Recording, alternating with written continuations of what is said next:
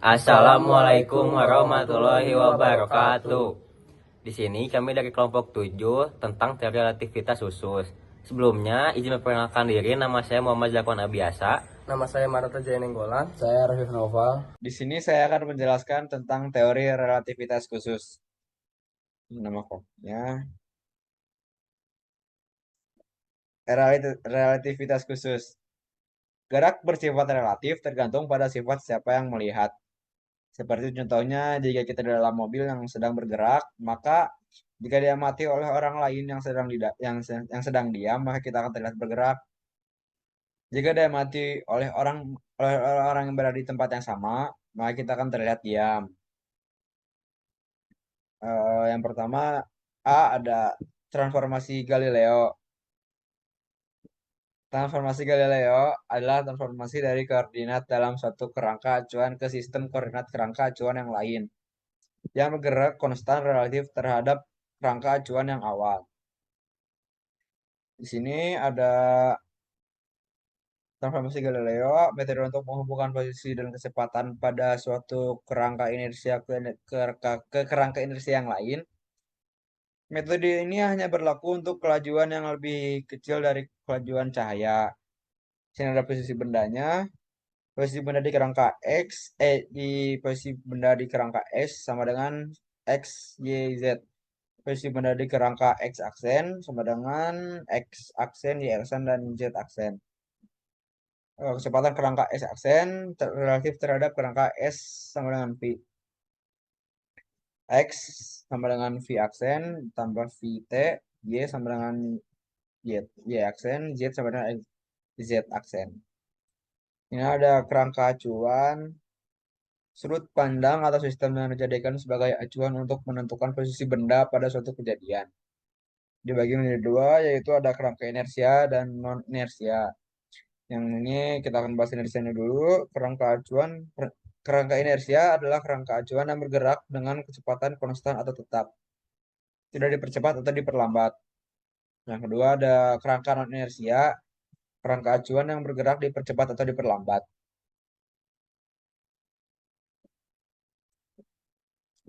Yang B ada teori ether.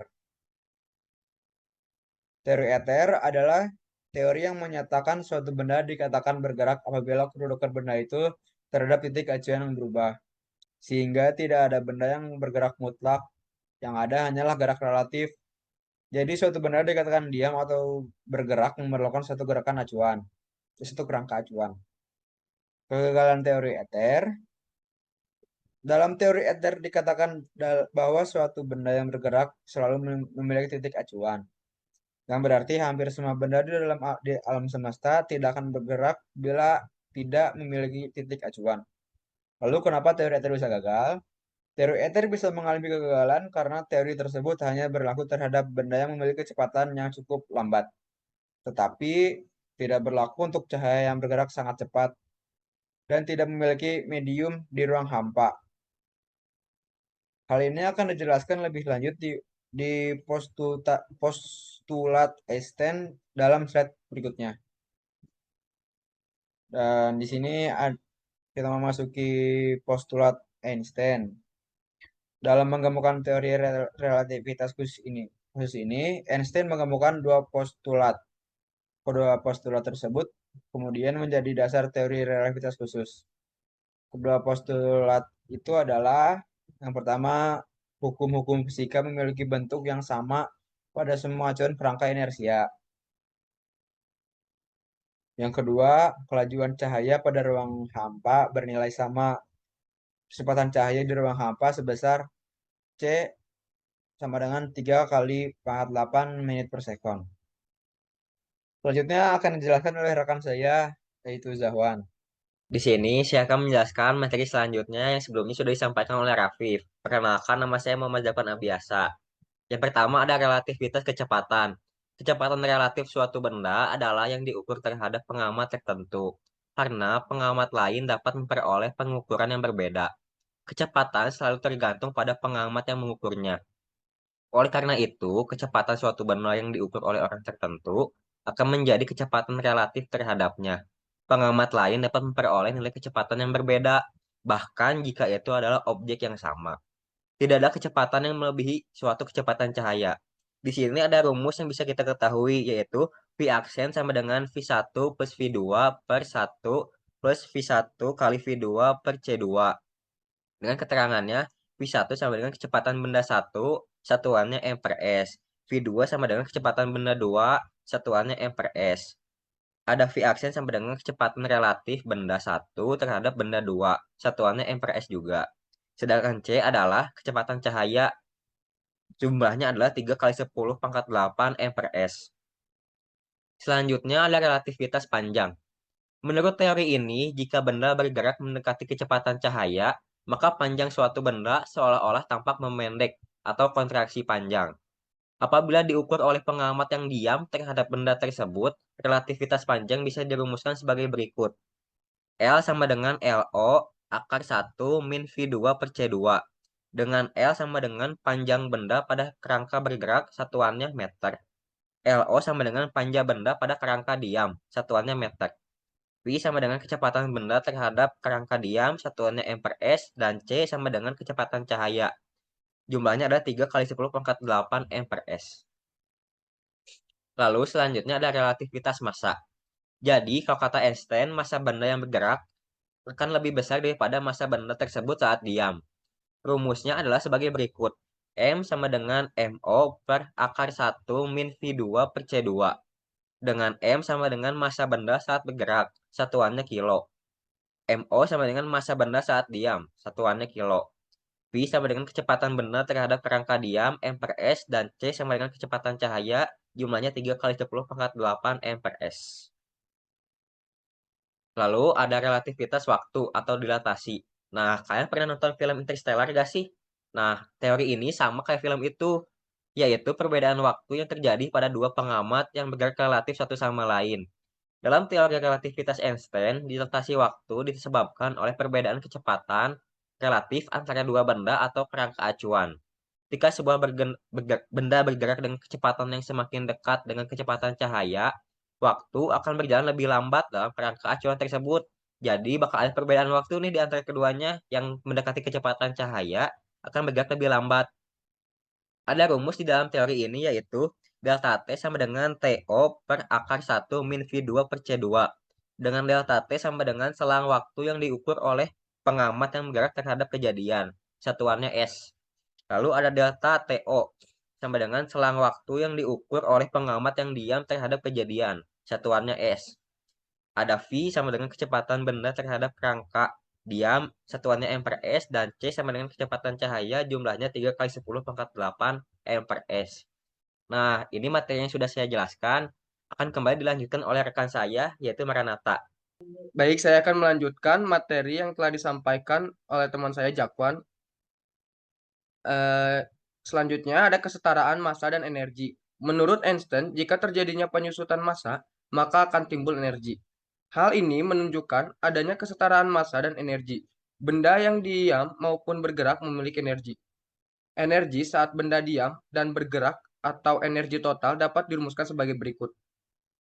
EO sama dengan MO dikali C kuadrat.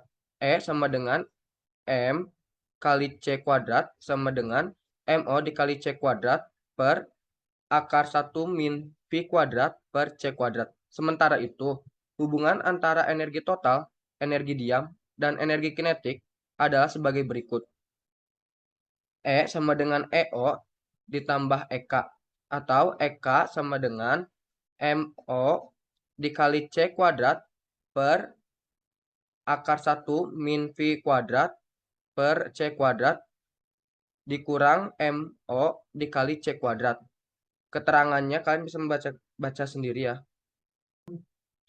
Selanjutnya ada momentum relativistik. Tiap benda yang bergerak dengan kecepatan V memiliki momentum linier yang berbanding lurus dengan massa dan kecepatannya.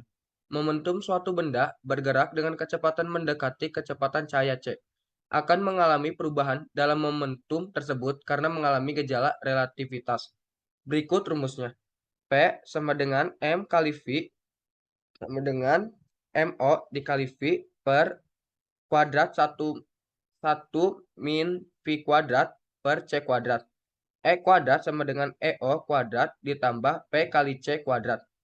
Keterangannya ada di sini. Selanjutnya ada transformasi Lorentz. Transformasi Lorentz adalah seperangkat transformasi linear satu parameter dari sistem koordinat suatu kerangka acuan dalam ruang waktu. Kerangka yang lain yang bergerak dengan kecepatan dan konstan atau parameternya relatif relatif terhadap kerangka yang awal. Rumusnya sebagai berikut. T aksen sama dengan Y T min Vx per C kuadrat. X aksen sama dengan Y X dikurang Vt. Y aksen sama dengan Y dan Z aksen sama dengan Z. Selanjutnya, manfaat dalam kehidupan sehari-hari. Yang pertama ada GPS. Sistem pada GPS bekerja dengan menggunakan satelit yang mentransfer data dan transformasi pada stasiun penangkap sinyal di bumi dan kemudian mengirimkannya pada teknologi GPS. Dengan adanya GPS, manusia dapat melakukan perkiraan dan perhitungan lokasi dengan akurat, sehingga berdampak besar pada alat transformasi seperti mobil, kereta, hingga pesawat. Dan yang kedua ada teknologi nuklir. Teknologi nuklir merupakan teknologi yang berlandaskan teori relativitas, seperti pada mesin nuklir, tenaga nuklir, dan bom atom. Reaksi nuklir terjadi dari adanya perpecahan inti atom secara berantai yang menembakkan neutron berkali-kali. Reaksi ini juga dirumuskan dengan E sama dengan mc2. Dan yang ketiga ada televisi analog atau TV. TV tabung atau analog merupakan TV yang masih menggunakan sinar katoda yang mentransfer elektron pada fosfor bermagnet. Elektron yang ada menciptakan piksel warna pada layar televisi dengan 30% kecepatan cahaya, sehingga dapat memunculkan gambar.